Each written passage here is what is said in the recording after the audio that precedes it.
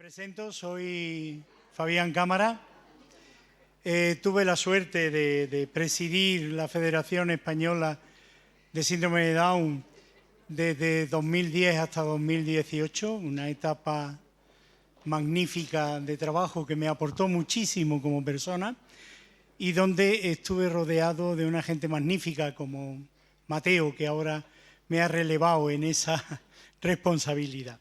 Por lo tanto, yo no puedo hacer otra cosa que suscribir todo lo que ha dicho Mateo y todo lo que se ha dicho, y sobre todo agradecer que hayan pensado en mí, bueno, pues para moderar esta segunda mesa, porque yo soy maestro jubilado, hace 2 años que me jubilé, pero lo que he estado escuchando esta tarde me ha vuelto a mover por dentro.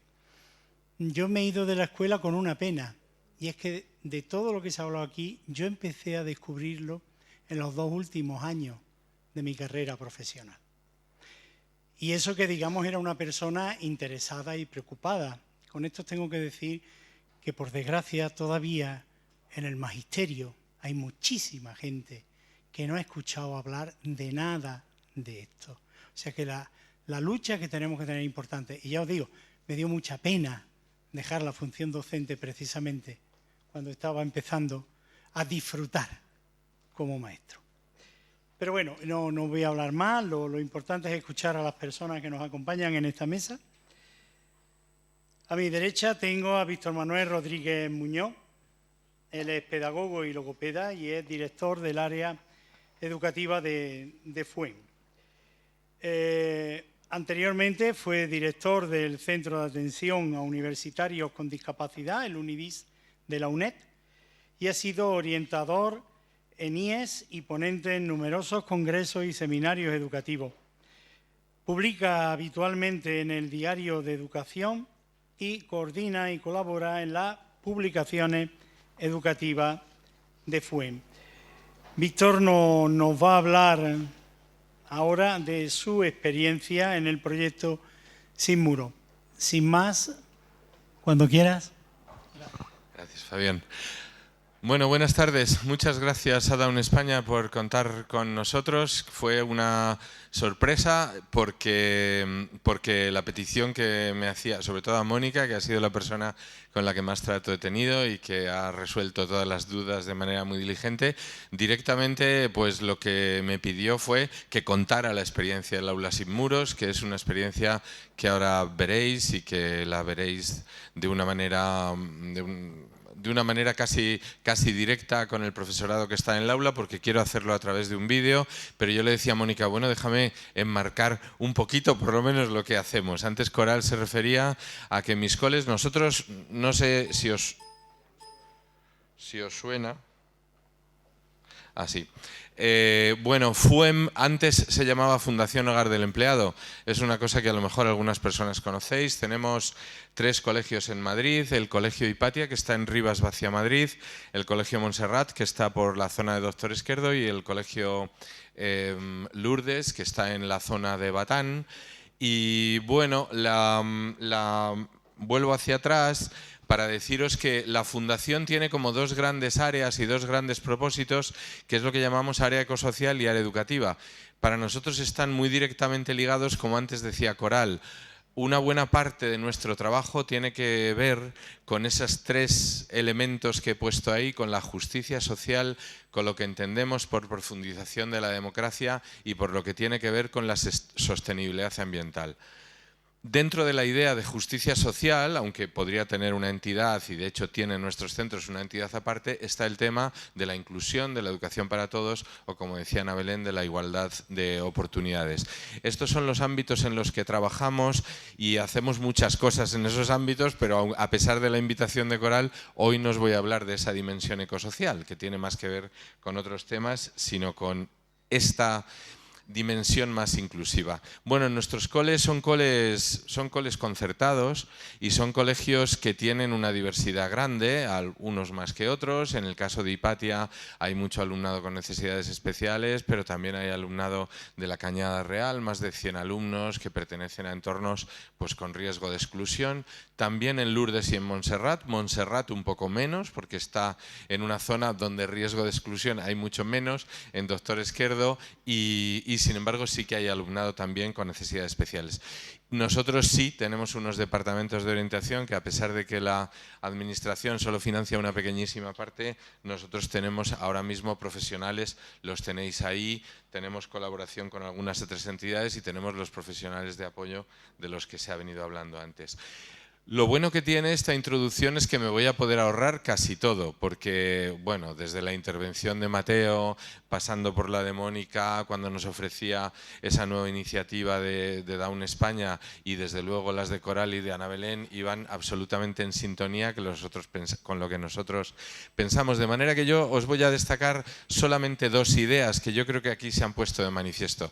La primera es que el tema de la inclusión es un tema complejo, con muchas vertientes. Normalmente se habla de la inclusión como un derecho, y eso es verdad, pero yo creo que tenemos que tener cuidado con algunos discursos demasiado trivializadores.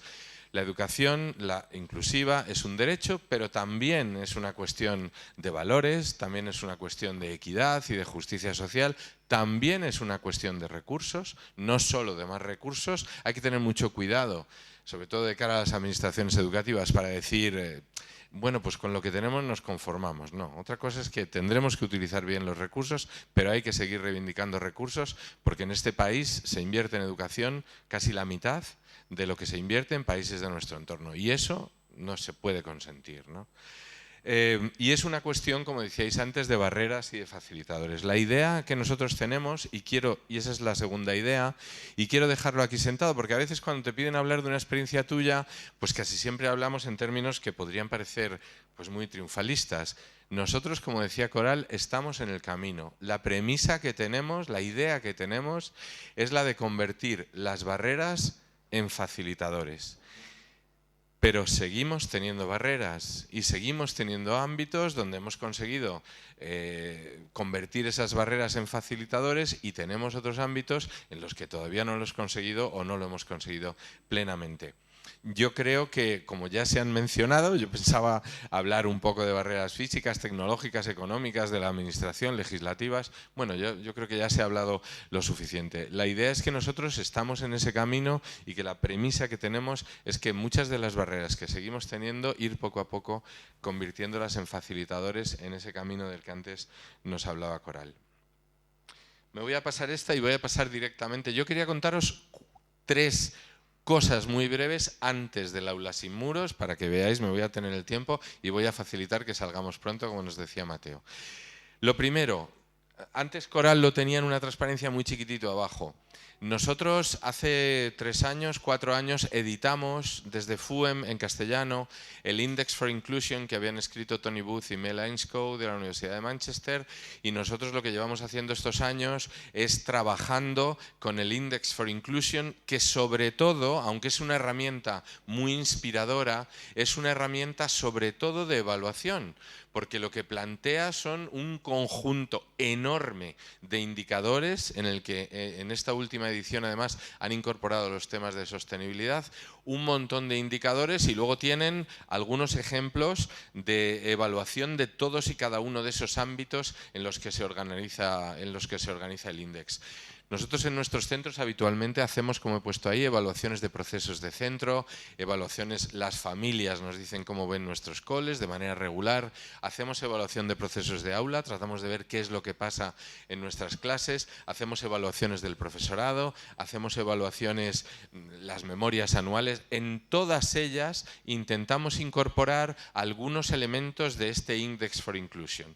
Sería muy largo y muy técnico, como antes decía Mateo de alguna de las preguntas, sería muy largo y muy técnico de contar, daría para otra, no era el objetivo, pero sí que me gustaría decir que tratamos de empezar por el principio, porque a partir de esa evaluación que hacemos desde el Index es donde localizamos, si no todas, una buena parte de las barreras que tenemos que enfrentar. La segunda idea también tiene que ver con alguna de las cosas que hablaba Coral. Nos hemos puesto en nuestros colegios a hacer...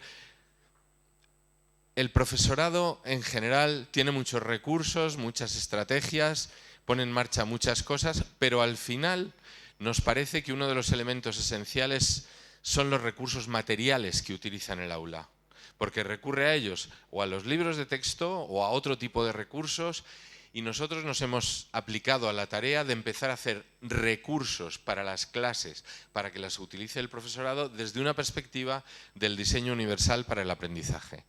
No voy a ser tampoco exhaustivo en esta porque quiero ahorrar tiempo, pero nos hemos puesto a hacer un montón de recursos que no siempre los hacemos nosotros. Como veis en esa transparencia, nosotros hemos cogido un montón de recursos que están en el mercado y hemos elaborado algunos otros propios y los hemos hecho desde la perspectiva que ya ha contado Coral y no me voy a extender, de múltiples formas de representación, múltiples formas de motivación, para que os hagáis una pequeña idea. Es una cosa muy de andar por casa. Lo veis en esa parte de ahí abajo, de casi todos los materiales que tenemos en las aulas de primaria, tenemos por lo menos 3 niveles. Un nivel que le han llamado inicial o de iniciación, un nivel intermedio y un nivel experto.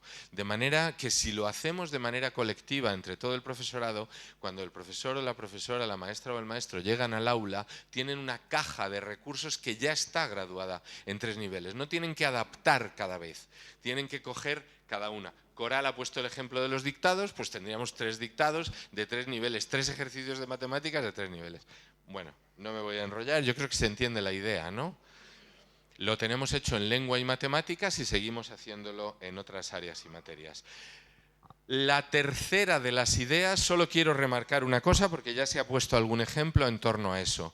La tercera de las ideas es la máxima de que todos los recursos al aula. Yo he dicho antes que hay que reivindicar más recursos, pero algunos tenemos. Por ejemplo, cuando nos dan profesorado extra, tanto a nosotros como a los centros públicos, para organizar los PEMAR, o profesora, ¿sabéis los PEMAR? Programas de mejora del aprendizaje y el rendimiento, nos dan 18 horas y 20 horas. Claro, podemos hacer 2 cosas, coger a esos niños de PEMAR que llaman y sacarlos a otro sitio con el profe, o hacer lo que hemos hecho nosotros, que intentamos hacerlo mejor de lo que decía Ana Belén, que no siempre que se habla de docencia compartida se hace bien, pero lo que nosotros hacemos es que no sacamos a ningún niño del aula. Si nos dieran 18 horas en tercero y 20 en cuarto, o en segundo, perdón, y 20 en tercero, bienvenidas sean, y 18 horas que tenemos, por lo menos 18 sin ningún recurso más extra, para tener a 2 profes en el aula trabajando, intentando trabajar en las condiciones que decía Coral, no con un profe, porque además son 2 profes ordinarios. Aquí no estamos hablando de profes de apoyo, ni de AELs, ni de PTs. Hablamos de un recurso extra que te da la administración, pues se trata de que 2 profes están trabajando en el aula al mismo nivel y ahí no se distingue si hay alumnado de PEMAR o alumnado de tercero de la ESO, porque todos forman parte de un todo. Y por último, llego directamente, no os quejéis de que no soy rápido, a la petición concreta que me hacía Mónica, y era contaros una experiencia que tampoco es tan nueva. Yo creo que de bien nacidos es ser agradecidos, y yo creo que esta es una iniciativa, por lo menos cuando yo la conocí, y puede haber otros centros que hayan hecho algo parecido. Nosotros lo aprendimos de un colegio que está en La Ventilla, que se llama Padre Piquer, que es un colegio de los jesuitas, y que luego los jesuitas de Barcelona o de Cataluña, no sé si es de Barcelona o de toda Cataluña, lo han replicado en sus centros. Ellos lo hicieron fundamentalmente para secundaria, nosotros hemos empezado por los primeros niveles de primaria.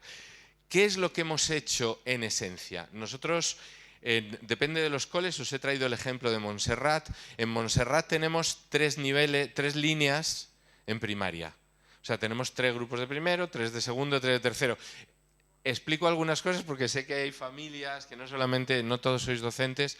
Entonces tenemos primero A, primero B y primero C, segundo A. Entonces lo que hemos hecho, las clases estaban contiguas y lo que hemos hecho ha sido tirar los muros entre las clases y abrir unas grandes puertas, de manera que nos permite trabajar con agrupamientos diversos.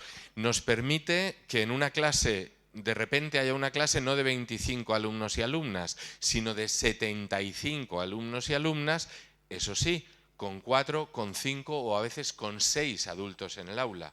porque tenemos los 3 tutores, pero a lo mejor también entra el profe o la profe, la maestra de inglés. Y a lo mejor entra también un auxiliar de conversación y desde luego entra el PT y el AL. Y para rizar el rizo, algunas veces entran familias, madres y padres que están trabajando en lo que se llaman grupos interactivos y que tenemos casi a 300 familias colaborando con nuestros coles, las que pueden, en los ratos que pueden, vienen a trabajar dentro del aula. De manera que podemos tener 75 alumnos y alumnas con, yo diría, por no hablar de 10 o de 12, por lo menos con 4 o con 5 adultos. Claro, prestar, eso significa cuando estamos 75 no hay un profe explicando a los 75. Ahí veis una de las fotos, pero en la siguiente lo veréis mejor. No están completamente tirados los muros, se pueden cerrar las aulas. Hay actividades, por ejemplo, la asamblea de aula, que la hacemos en cada uno de los grupos. Hay otras actividades que es unos talleres y los talleres involucran a los 75 niños y niñas y además se mezclan de los diferentes niveles. Hay otras actividades que son a lo mejor más colectivas, donde podemos trabajar con 2 grupos con 50 niños viendo una película y los otros 25 trabajando otra cosa. Lo que permite, y vuelvo a la transparencia anterior, es una enorme flexibilidad. Podemos organizarlo de muchísimas maneras. Ahí decía que habíamos llegado hasta 5º de primaria, ya lo tenemos en los 6 niveles de primaria. Lo que hacemos requiere un trabajo de planificación del profesorado mayor, pero como nos contarán enseguida los profesores y las profesoras, a mí me parece, o a nosotros nos parece que el esfuerzo merece la pena. Ni que decir tiene que el alumnado con necesidades especiales jamás y para nada tiene que salir de ese entorno. Sí que puede ocurrir que un PT se siente con algunos. Veréis ahora algunos alumnos, porque en el nivel que lo hicimos había bastantes niños autistas, no los vais a reconocer, pero están dentro del aula y ahí sí que la PT del aula de apoyo a TEA está junto con ellos y ellas. Y yo no os voy a decir nada más, voy a poneros un vídeo para que nuestros profes, maestros y maestras os lo cuenten un poquito mejor y le echéis un vistazo. Dura 10 minutos, o sea que a menos 25 hemos acabado esta parte.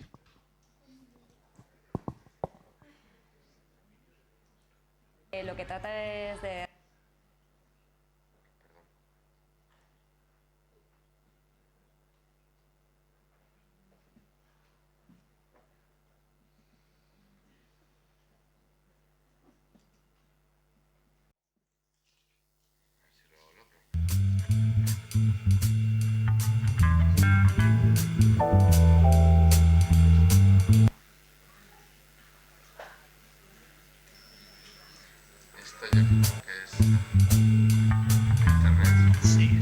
Sin Muros es un proyecto que lo que trata es de romper muros físicos y un poco mentales también entre los profes y los alumnos, para que podamos trabajar todos unidos, intentando que los tiempos sean más flexibles, que la ratio sea más reducida y que los proyectos que trabajamos sean mucho más globalizados y estén las diferentes asignaturas mucho más integradas.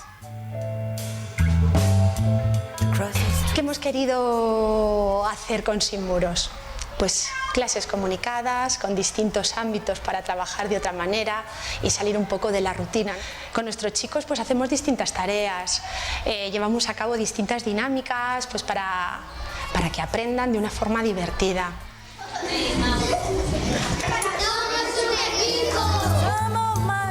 Y entendimos que la única manera de hacerlo era reconfigurar el espacio en vez de en 3 grupos en un único grupo, en el que el tipo de actividades diseñadas permitía la movilidad de los niños por cada una de esas actividades, mezclados, sin identificar en primera instancia si son del A, del B o del C, y sin tampoco tener como único referente a su tutor.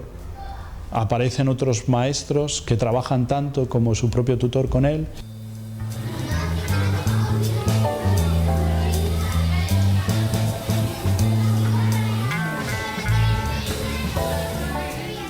Es aprender con significado.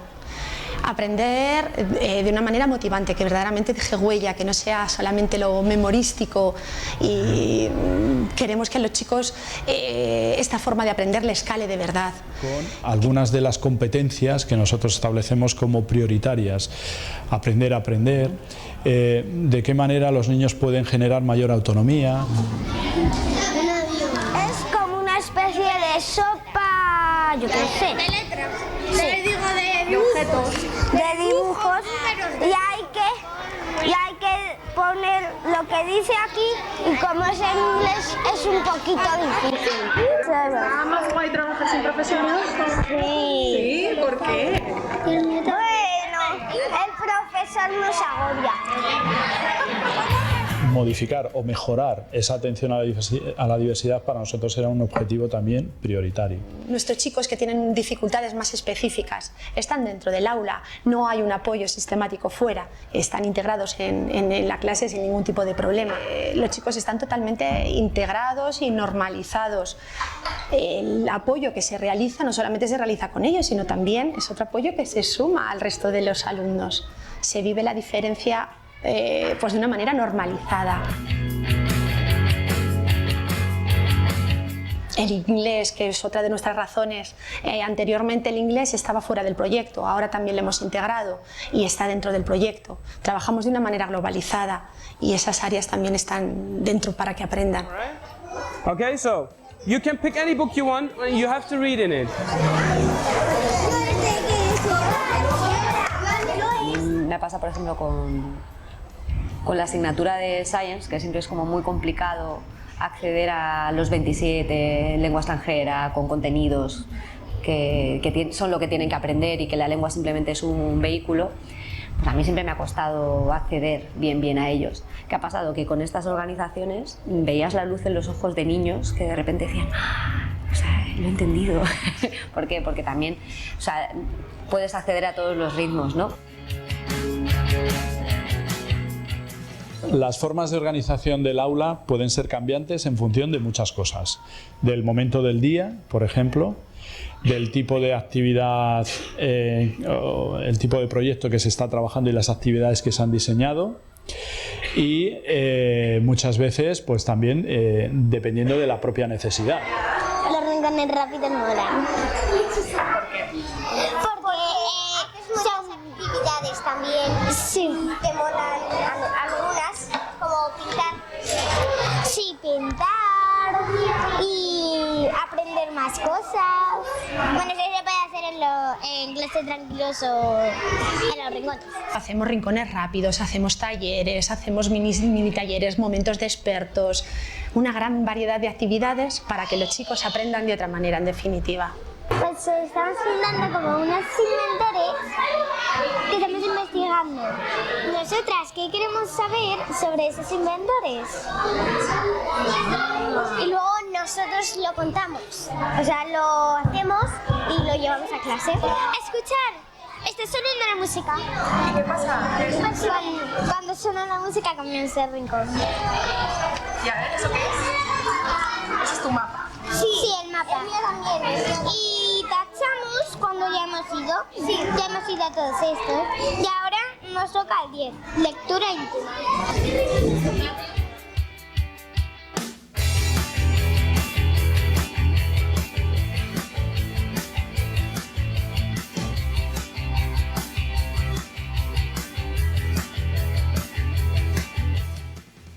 La parte buena como maestro también es que, como estás trabajando mucho más con tus compañeros, también puedes dar lo mejor de ti. Es que los niños se aprovechan de sacar lo mejor de cada uno de nosotros. Vicky, en 2 minutos y recogemos, ¿vale? Cuando los niveles de coordinación aumentan, internamente también el grado de satisfacción del profesor aumenta, aunque al principio hay mucho miedo. Lógicamente, en los espacios de aula yo ya no trabajo solo, estoy con otros profesores y observo y me observan. haces de otra manera. También trabajas mucho en equipo con los compañeros y eso enriquece también. Y que si tú fallas, todo el esquema de Sin Muros realmente falla también, porque somos como piececitas en un engranaje. Los procesos de evaluación también cambian, son muy cambiantes. Es ahora mismo mucho más enriquecedor. Cuando en el proceso hay muchos más maestros que trabajan con tus chicos de tu tutoría, la información que recibes de ellos es mucho mayor. La observación directa del trabajo de los niños es fundamental, pero luego hay mucha producción que ellos hacen que es evaluada. Y luego pues hay una autoevaluación, una coevaluación que también es importante dentro de los grupos y una reflexión conjunta para consolidar esas rutinas de pensamiento que se hacen. Creo que en este colegio en particular, pero en todos los colegios de FUEM, la presencia y la participación de las familias ha sido una constante.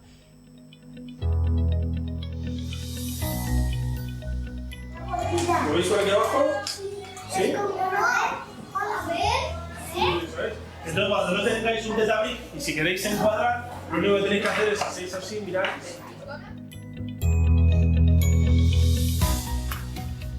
Es la primera vez. Claro. Lo estáis haciendo fenomenal.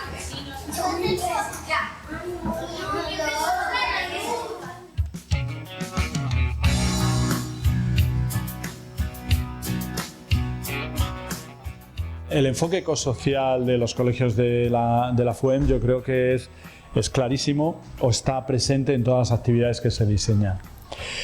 Desde la perspectiva del propio modelo Sin Muros, desde luego todo lo que tenga que ver con el aumento de la autonomía de los niños, de la capacidad de decisión, de la capacidad de reflexión sobre lo que hacen, el sentido que dan a lo que hacen, de las cosas que me interesan del mundo que rodea y de qué manera la escuela me permite aprender y profundizar en esas cosas. El modelo está clarísimo que sirve, porque lo que hacemos son fomentar precisamente ese espíritu crítico, es decir,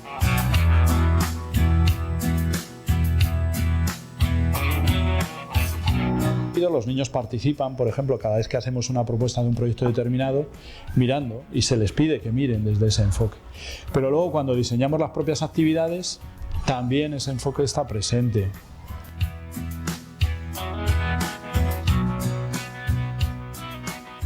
Trabajar dentro de Sin Muros realmente es un reto personal porque tienes que romper tus muros mentales, ¿no? Entonces tienes que salir de tu zona de confort.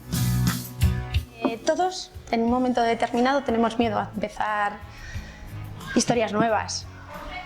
Yo creo que es bueno salir de nuestra zona de confort y probar nuevas metodologías. Yo creo que enriquece no solamente la educación, que es por lo que estamos aquí, sino a nosotros mismos como personas.